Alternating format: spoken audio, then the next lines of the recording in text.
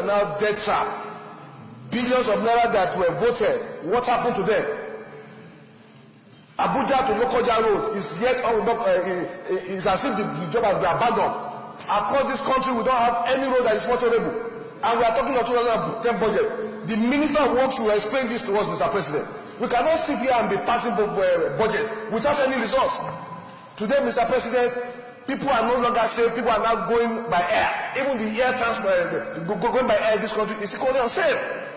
We must address those issues that affect the well-being of our nation, of our people. Today, Mr. President, we have about 100 universities approved by National University Commission. You can have a rough estimate of the number of graduates trooping out every year. I think the time has come for us to come with a master plan that we address some of these issues that are threatening the peace and future of our nation and generations to come. We cannot pretend that because we are PDP, we will not keep quiet here. Things are not going on well. And I'm happy that the president himself is aware. In their presentation, they allege that the ministries are not helping matters. Then we should tell the president to flush out the ministers. There are young, talented people who are ready to move this nation forward. We cannot pretend that all is well with our nation. Mr. President, if you take a look at this year's budget, the question is, what are the differences between 2009 budget and 2010 budget? It's just a matter of figures. If that of 2009 is not yet implemented, and we are still hoping that we are extending the fiscal year to March, then what is the justification of people sitting here and discussing 2010 budget when the 2009 budget is still under the carpet? I think, Mr. President, we should be courageous enough to tell Mr. President that we are not happy with the way and manner the 2009 budget has been managed. And if we are going to pass this budget, Mr. President, we must equally be courageous enough to take a critical look at those aspects. The benchmark for the crude oil is okay, and we are all aware that there was problem in the production of the main source of our revenue last year. Thank God there is peace and stability in Niger Delta. We thank the people of Niger Delta for that, and we thank the Mr. President for his initiative. But Mr. President, we must go beyond what we have before us. We must look at the issues that affect our nation.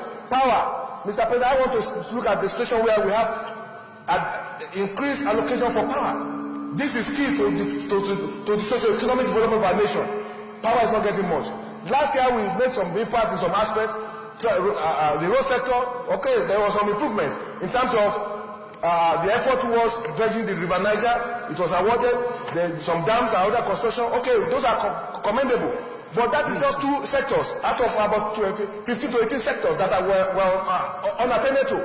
This party is the only party in this country. We don't have opposition. But we must address ourselves so that we can move forward. Many of the opposition are decamping to us. You know, so we don't have opposition. But because we do not have opposition, our conscience should be the opposition. Our conscience should guide us. That our party must improve upon. Mamora, what is your point of order? No point. No, Mamora, it's okay, Mamora. I will take your point of order after, please. Put your mic on, please. Smarter, baby. So, Mr. President, let us look at issues that affect the man on the street. A lot of these theories and this long grammar, all these presentations, all these manipulations, let us address those issues that affect the common man. Power, job opportunity. There are no jobs in Nigeria. The graduates are roaming the street.